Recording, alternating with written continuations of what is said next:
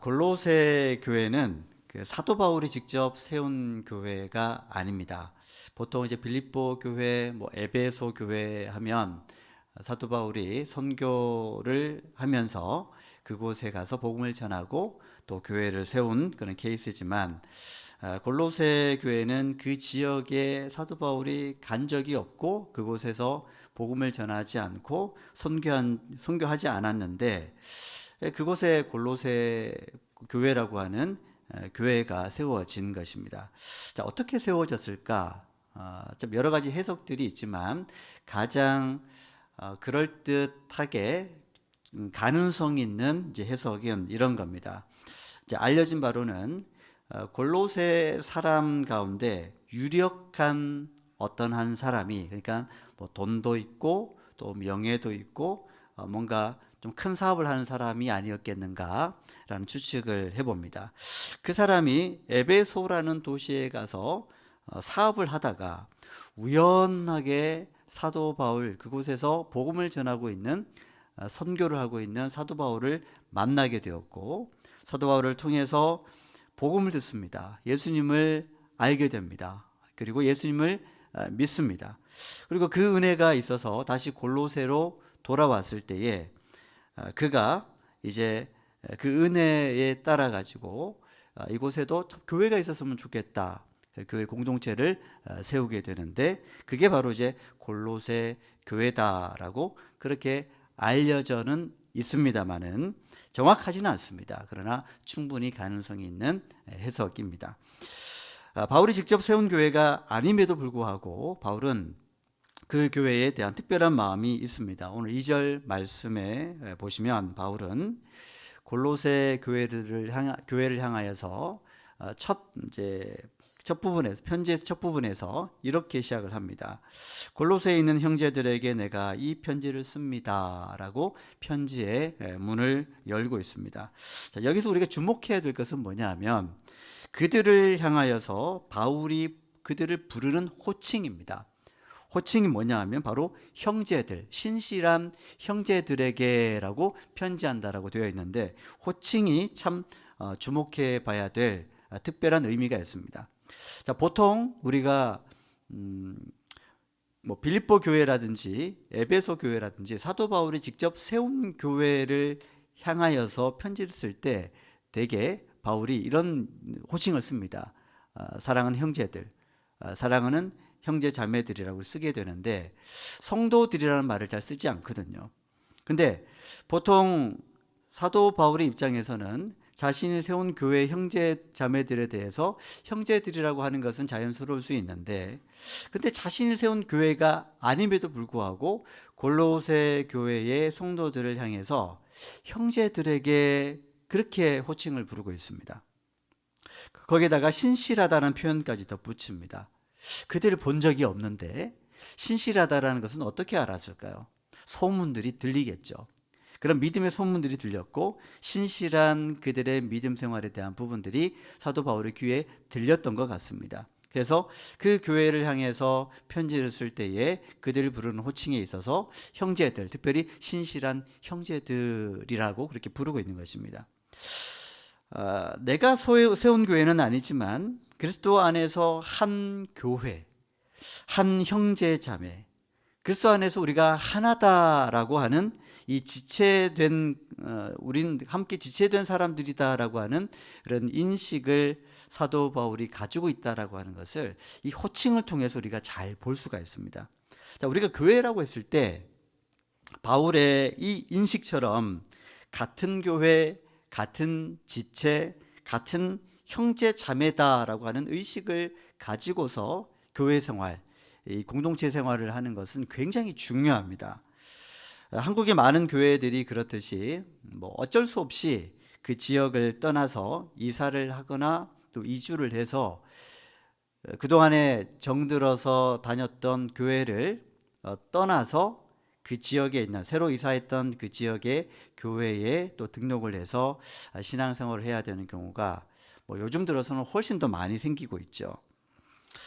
물론 원래 다니던 교회를 지역과 상관없이 계속 다니는 분들도 간혹 있기는 합니다만은, 제가 들은 얘기로도 서울에 있는 어느 뭐 큰 교회인데, 대형 교회인데 그 교회에 심우하시는 장로님이 제주도로 이사를 오게 되었는데, 그럼 제주도에 있는 어느 교회를 가시면 되는데 그렇지 않고 이 시무 장로의 역할들은 끝까지 감당해야 된다고 해서 매주마다 비행기 타고 그 교회에 출석하고 시무 장로 역할을 하고 다시 돌아와서 제주도에 지내다가 그거를 계속해서 매주마다 왔다 갔다 한다라는 얘기로 들었습니다.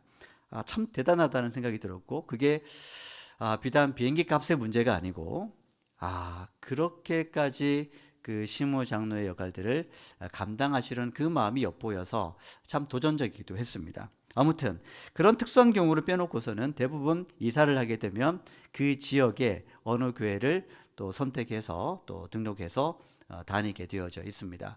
우리 본계동 지역에서도 어느 누군가가 이렇게 이사를 오게 되면 우리 본계교회는 또 어떤지 한 번씩 와서 예배 드려보고 또 이 교회에 예배를 드리면서 이 교회에서 신앙생활을 하면 참 좋겠다는 생각을 하게 되면 등록을 하시게 되죠. 장소가 바뀌었을 뿐 그리스도 안에서 그렇게 세가족으로 등록하시는 분들도 여전히 그리스도 안에서 한 형제 자매 되어졌다라고 하는 부분에 있어서는 변함이 없습니다. 그 어떤 한 장소에서 신앙생활을 하셨던 분이 우리 교회에 왔다고 해서 그리스도 안에서 한 형제 자매 된 부분들이 뭔가 변질되거나 하는 게 아니라고 하는 것입니다. 신앙의 연속성, 그 믿음의 연속성을 그대로 가지고 우리 교회에 등록해서 신앙생활을 하게 되는 것이죠. 그래서 우리는 세가족으로 등록을 한 성도들을 바라볼 때 그리스도 안에서 한 형제 자매로서 그 만날 수 있었다라고 하는 그런 기쁨을 가질 수 있어야 됩니다. 그래서 기쁨으로 맞이하고 환영할 수 있어야 됩니다. 사실 천국 가면요, 우리가 어떤 국가에서 나고 자랐는지, 우리의 성별은 무엇인지, 우리 나이는 무엇인지, 우리가 직업은 무엇이었는지, 뭐 이런 것들이 중요하지 않습니다. 우리가 천국 갈 수 있는 그 천국에서 만날 수 있는 유일한 조건이 뭘까요? 대한민국에서 신앙생활을 했기 때문에 그게 아닙니다. 천국 가면요, 놀라운 일이 벌어지는데 우리가 한 번도 듣도 보도 알지도 못했던 사람들을 만나게 되어 있습니다. 국가를 뛰어넘어서, 인종을 뛰어넘어서, 성별을 뛰어넘어서 남녀노소 할 것 없이 다 그곳에서 만나게 되어 있는데 공통점이 뭘까요? 모두가 그리스도 안에서 하나님의 백성이 되어졌다라고 하는 것입니다. 그리스도 안에 있었기 때문에 천국에 올 수 있는 것이지 미국의 어떤 교회에 등록해서 다녔기 때문에 아닙니다. 한국의 어떤 대형 교회에 출석해서 다녔기 때문에 천국에 갈 수 있었다, 그런 것도 아닙니다. 그런 것과 전혀 상관없이 그리스도 안에서 구원받은 백성이기 때문에 천국에서 국가, 성별, 나이, 인종 다 구별 없이 그곳에서 만나게 되어지는 것입니다. 오늘 본문을 통해서 이렇게 그리스도인들이 그리스도인으로서 또 가지게 되는 어떤 주된 특징을 우리가 알 수가 있는데요. 바로 감사의 모습입니다. 3절 말씀을 같이 한번 읽어보도록 하겠습니다. 3절 시작. 우리가 너희를 위하여 기도할 때마다 하나님 곧 우리 주 예수 그리스도의 아버지께 감사하노라. 아멘. 여기 감사가 나옵니다. 사도 바울이 골로새 교인들을 위해서, 형제들을 위해서 기도할 때에 뭐가 가득해 있었다고요? 감사가 있었다고 하는 것입니다. 이것은 단순한 감사가 아닙니다. 신앙적인 감사입니다. 특별히 바울은 골로새 교인들을 위하여서 기도할 때마다 그 마음에 항상 감사가 있었다고 하는 것입니다. 바울은 데살로니가전서 5장 16절에서 18절 말씀에서도 항상 기뻐하라, 쉬지 말고 기도해라, 그리고 범사에 감사라는 권면을 하고 있습니다. 그리스도인들이 필수적으로 가져야 되는 것 중에 하나가 바로 감사라고 할 수 있고요. 이것이 신앙의 면모라고 할 수가 있습니다. 자, 믿음의 사람들의 주된 특징이 감사라고 하는 것이죠. 자, 그래서 우리가 기도할 때에도, 사도 바울도 기도할 때에 뭐가 나왔다고요? 골로새 교인들을 위해서 기도할 때 감사가 나왔던 것처럼 우리도 기도할 때에 감사가 먼저 나올 수 있어야 합니다. 그리고 우리의 대화 속에서도 감사가 우선이어야 됩니다. 이게 하나님의 뜻이라고 할 수 있는 것이죠. 그리스도인이라면 마땅히 감사가 있어야 됩니다. 불평과 불만, 이것은 그리스도인들이 갖춰야 될 모습이 아니고 오히려 감사하는 모습과는 완전히 대치되는 모습이다라고 할 수가 있습니다. 여러분, 요즘 이제 2022년을 이제 맞이했는데 2021년을 돌아보셨을 때에 여러분에게 감사가 많았었나요? 아니면 불평과 불만이 많았었나요? 네, 감사가 많았을 줄로 믿습니다. 불평과 불만도 있었죠.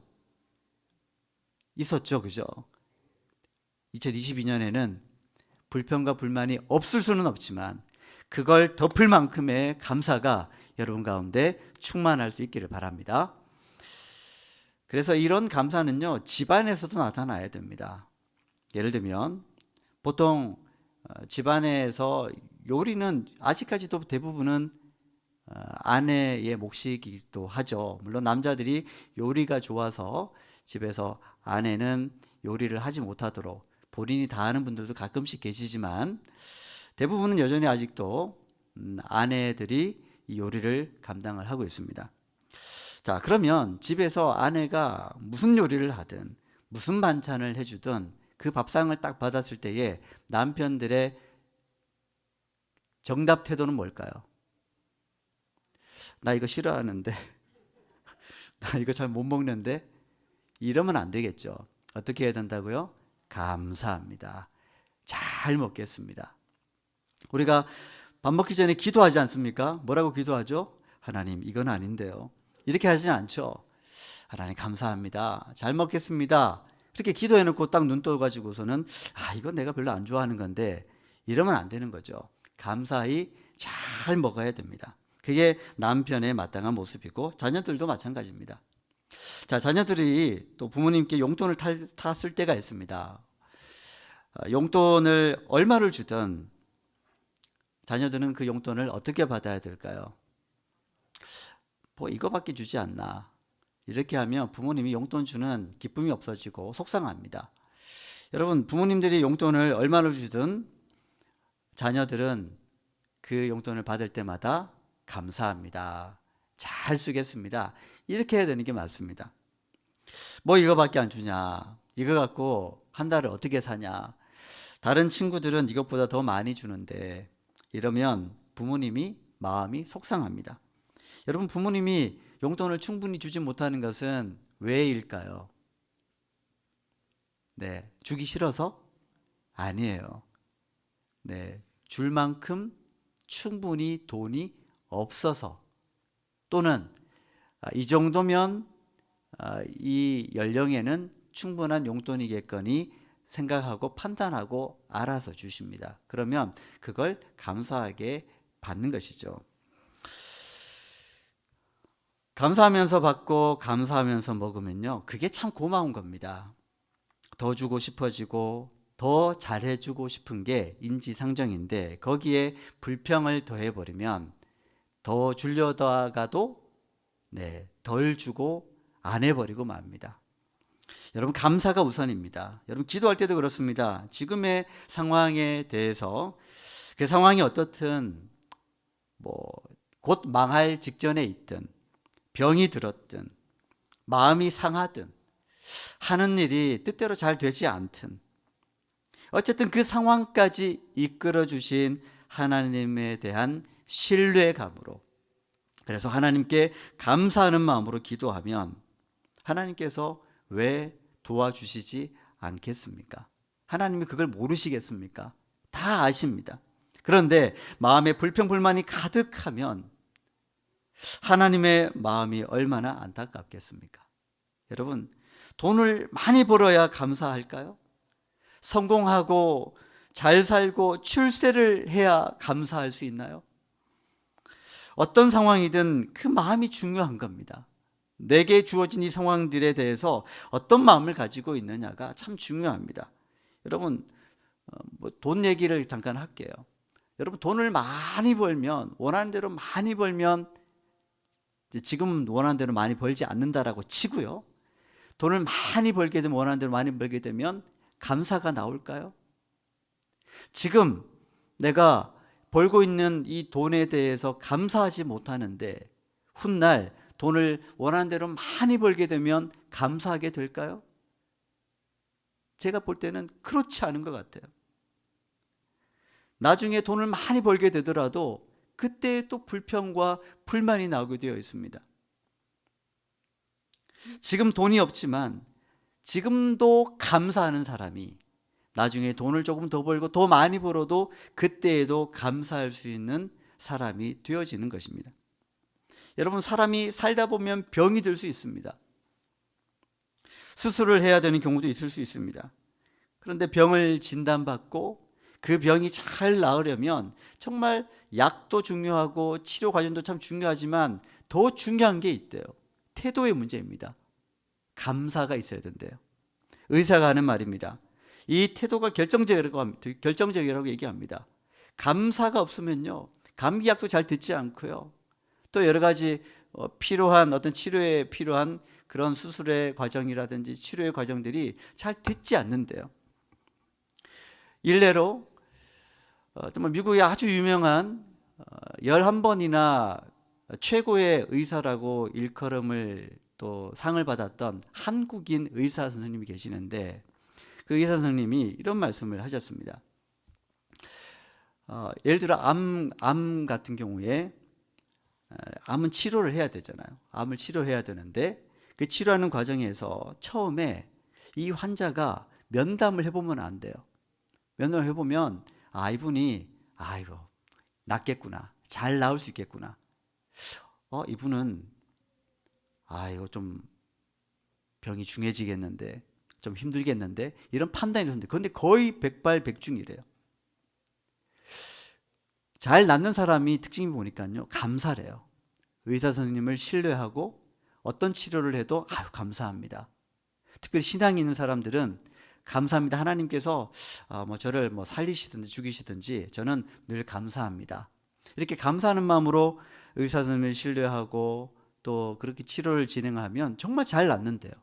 근데 의사를 신뢰하지도 않고 의사 선생님이 뭐라고 이렇게 얘기를 했는데 그걸 못 믿어가지고 인터넷에 다시 돌아가가지고 막 찾아보고 그 다음에 다시 돌아가가지고 인터넷에 보니까 이렇던데요. 그러면 정말 의사 선생님 말로는요, 환장을 하겠대요. 정말 어떻게 하라는 얘기인지.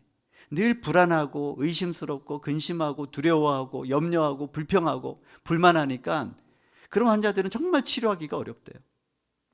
여러분, 원망하지 않고 감사하는 사람이요, 병을 이긴대요. 고난도요, 감사하는 사람이 고난을 잘 이겨냅니다. 어차피 받을 고난, 어차피 받을 어려운 상황들 어떻게 이겨내야 될까요? 불평과 불만이 아니라 감사함으로 이겨낼 수 있다고 하는 것입니다. 자, 이런 감사는요, 곧 기쁨으로 이어진다는 것입니다. 감사와 기쁨은요, 뗄래야 뗄 수가 없는 불가분의 관계에 있습니다. 그래서 바울은 데살로니가전서 5장에서도 항상 기뻐하라, 쉬지 말고 기도해라, 범사에 감사해라, 이게 떨어질 수가 없는 것입니다. 기쁨과 감사는요, 불가분의 관계입니다. 감사하면 기뻐지게 되는 것이고요, 또 순환적으로 기뻐하면 또 감사하게 되는 것입니다. 여러분, 감사가 마음에 가득하면 어디에 그게 가장 먼저 나타날까요? 손바닥에 나타나나요? 발바닥에 나타나나요? 아니, 어디에 나타나요? 얼굴에 나타납니다. 얼굴에 그대로 나타납니다. 여러분, 새해에는 감사로 가득한 얼굴로 사실 수 있기를 바랍니다. 새해에는 기쁨으로 가득한 얼굴로 사실 수 있기를 바랍니다. 여러분, 교회 오실 때도요, 인상 관리 하셔야 됩니다. 이왕 오실 때 거울을 꼭 보고 오십시오. 거울 보시죠, 그죠? 오늘 나의 인상이 우거지상인가, 아니면 기쁨의 상인가, 감사의 상인가, 그 어떤 얼굴로 와서 예배 드리냐가 참 중요하거든요. 그건 다른 사람들에게도 영향을 미치는 거예요. 딱 로비에 들어오시는 순간부터 막 인상을 쓰고 들어오시면요, 안내하시는 분들부터 막 긴장됩니다. 근데 환하게 웃고 들어오시면요, 로비가 막 밝아지는 거예요. 예배당이 밝아지는 겁니다. 그리고 저도 여러분 얼굴 보면 오늘 싸웠구나, 오늘 별로 기분이 안 좋구나, 이게 느껴지거든요. 근데 여러분, 교회에 오실 때만큼은 감사하는 마음으로 기쁨이 있는 모습으로 그 얼굴을 해서 교회에 와서 예배 드리실 수 있기를 바랍니다. 저도 이렇게 보기에 참 좋은데, 기쁜 얼굴로 예배를 드리면 참 좋은데 하나님은 오죽하시겠습니까? 얼마나 사랑스러우시겠습니까? 올 한 해 동안 그 얼굴로 예배 드리시고, 또 이렇게 얘기하면 예배 때만 기쁜 얼굴로 하면 되겠구나, 그리고 인상 관리하다가 사람들 만날 때 인상 쓰시면 안 돼요. 예배는 우리 일상생활 가운데에도 연속적으로 이어져야 됩니다. 만나는 사람들에게 항상 감사합니다, 그 기쁨의 얼굴들을 보여주시고, 여러분들의 그 기쁨의 얼굴이 많은 사람들에게 선한 영향력을 미칠 수 있기를 바랍니다. 감사가 그리스도인들의 특징이어야 된다는 것입니다. 자, 그런데 우리는 여러 가지 감사의 제목이 참 많이 있겠지만 도대체 우리가 무엇을 더 감사해야 되겠습니까? 어쩌면 여러분들이 저에게 이렇게 말씀하실 수 있습니다. 좀 반문할 수 있습니다. 목사님, 도대체 요즘 감사거리가 없는데 그냥 무조건 감사하란 말이, 그렇게 말씀하시면 어떻게 합니까? 뭘 감사하란 얘기입니까? 자, 오늘 굉장히 중요한 힌트를 오늘 말씀에서 발견할 수가 있습니다. 이걸 참 감사해야 되는 거구나. 우리 오늘 5절, 6절 말씀에서 그 힌트를 얻을 수가 있는데요. 함께 5절, 6절 말씀을 읽어보도록 하겠습니다. 너희를 위하여 하늘에 쌓아둔 소망으로 말미암음이니 곧 너희가 전에 복음 진리의 말씀을 들은 것이라. 이 복음이 이미 너희에게 이름에 너희가 듣고 참으로 하나님의 은혜를 깨달은 날부터 너희 중에서와 같이 또 온 천하에서도 열매를 맺어 자라는도다. 아멘. 복음 진리의 말씀을 들은 것, 이 복음을 들은 것이 은혜다 라고 하는 것이 사도 바울이 지금 골로새 교인들을 향해서 감사하고 있는 제목이기도 하고, 이것은 골로새 교인들 자신들에게도 이것이 우리가 감사해야 될 제목이구나 라는 것을 깨닫게 해주는 말씀이라고 하는 것이죠. 여러분, 우리가 이 땅에 태어나서 한 100년 살아갑니다.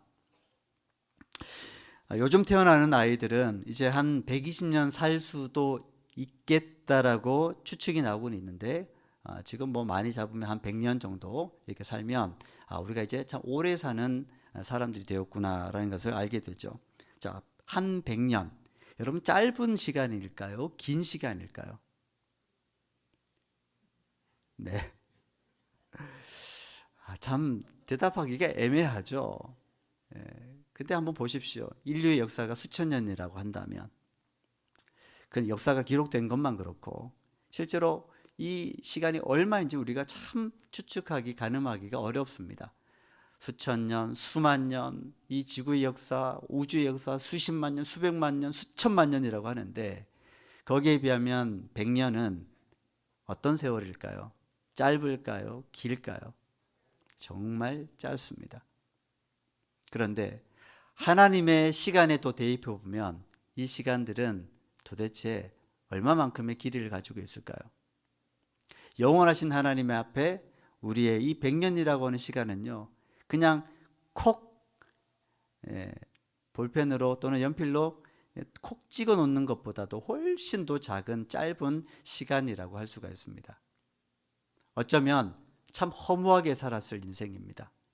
어쩌면 참 무심하게 그냥 허무하고 무의미하게 살 수밖에 없는 인생이었을 터인데 우리에게 의미가 더해졌습니다. 여기에 앉아있는 모든 분들이 의미가 더해졌습니다. 그게 무슨 의미냐 하면, 한 100년 그냥 호흡 몇 번 하고 끝냈을 우리의 인생에 하나님께서 놀라운 생명을 주셨습니다. 우리가 진리의 복음을 들었습니다. 우리가 복음의 중심인 그리스도를 알게 되었습니다. 그리고 그분을 인격적으로 만나게 되었습니다. 그분을 믿고 우리가 어떤 사람이 되어졌냐 하면, 이 온 우주의 창조주 되신 하나님 아버지의 자녀가 되는 권세를 받았다라고 하는 것입니다. 하나님 아버지의 자녀가 되어졌어요. 그리스도를 믿는 사람들을 향한 엄청난 선포가 바로 이것입니다. 그리스도 안에서, 복음 안에서 우리가 하나님의 자녀가 되어졌다라고 하는 것. 이것보다 큰 은혜가 있을까요? 여러분, 이 땅에서 우리가 땅을 수천만 평, 단위가 막 기억이 안 나는데 하여튼 수억, 수십억, 수십조 그 돈을 가졌다고 해서, 우리가 엄청난 부와 명예가 주어졌다고 해서 그게 우리가 자랑할 거리일까요? 아닌 것 같아요. 우리가 정말 감사해야 될 것은 뭐냐면, 이 짧은 인생을 사는 동안 우리가 하나님의 엄청난 은혜를 입었다라고 하는 것입니다.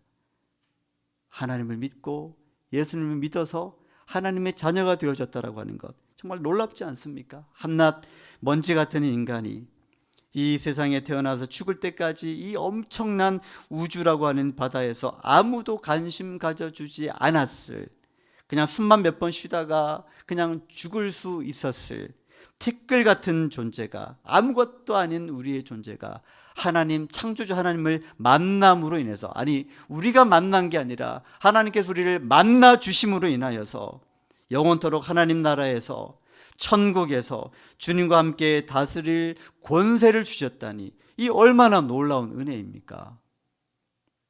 여러분, 하나님의 자녀가 되어지는 과정에 있어서 여러분 무엇을 하셨습니까? 어떤 분들은 저 헌금 좀 많이 했는데요, 그 아무 소용이 없습니다.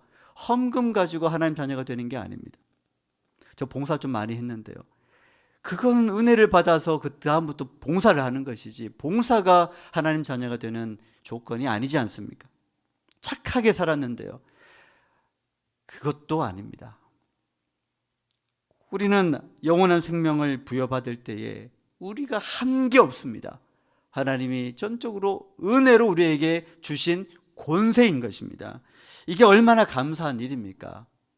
사도 바울이 골로새 교인들을 향하여서 말하고 있는 것이 바로 이겁니다.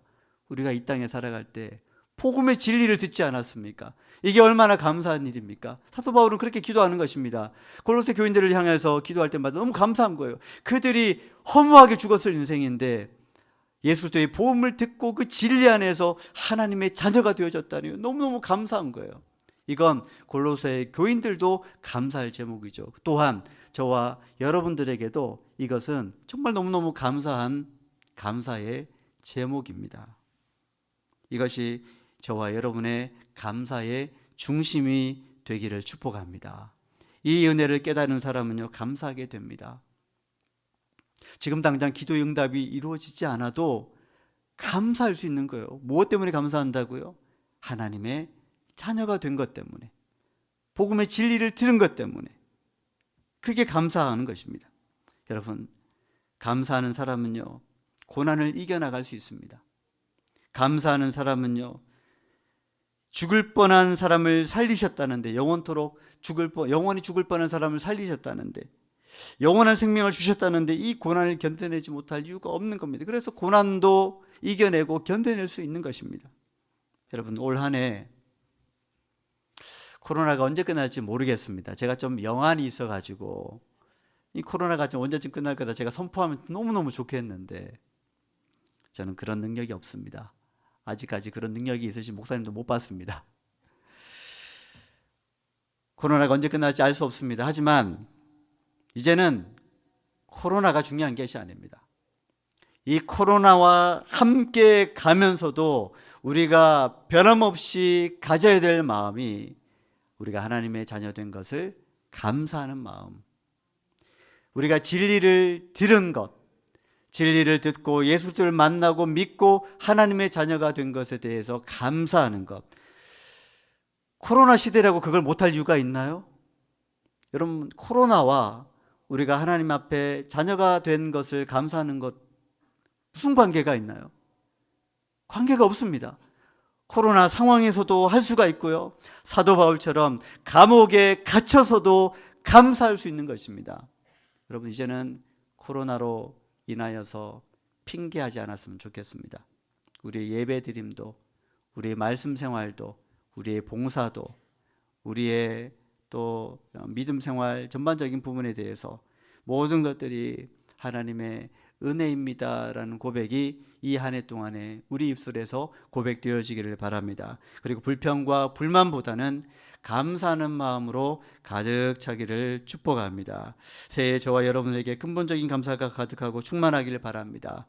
그리스도를 믿음으로 하나님의 자녀가 되는 은혜가 우리의 감사가 계속적으로 되어질 수 있기를 주님의 이름으로 축복합니다. 기도하겠습니다. 하나님 아버지, 하나님께서 우리에게 이 100년의 시간들을 주셨지만 허무하게 살 뻔한 우리의 인생, 공허하게 끝날 수도 있었던, 무의미하게 끝날 수도 있었던 우리의 인생을 하나님께서 불쌍히 여겨주셔서 저희들에게 진리의 복음을 듣게 하시고 예수를 알게 하시고 믿음 생활하면서 천국을 소망하게 하시고 또한 영원한 하나님의 자녀가 되어지는 권세를 주셨음을 인하여서 감사를 드립니다. 아버지 하나님, 이 땅 가운데 살아갈 때 우리가 성공해서 명예로워서 돈을 많이 벌어서 우리의 뜻대로 우리 인생이 또 되어져 가는 것 때문에 감사하는 것이 아니라 고난 중에도, 이 코로나 중에도 저희들이 하나님의 자녀가 되어진 것을 인하여서 감사하며 일생을 살아갈 수 있는 저희들이 되게 인도하여 주옵소서. 2022년 새해에는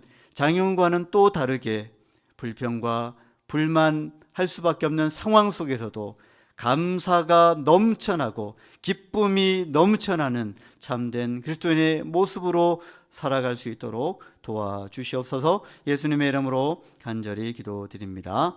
아멘.